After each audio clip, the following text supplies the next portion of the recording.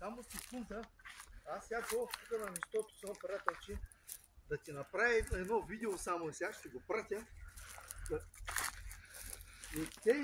Едни снимки само мато вътре, да видиш сега ще направя едно клипче и ще го пратя да видиш, да прецениш, защото за вятъра тази конструкция е много слаба.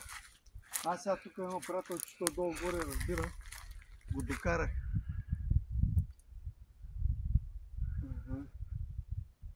Не знам, ама трябва да видиш, сега ще направя клипче, да видиш как тръбичките са изкривени и е слабо пък. Не става да слън цял найлон, защото целият найлон, аз вътре не мога да гледам нищо, това вътре става 50 градуса.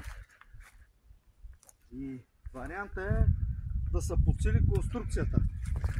Обаче аз сега ще направя едно клипче по-хубаво така, да видиш тя как е изкривена направо. Тези фермите са се изкривили от по-нависокото.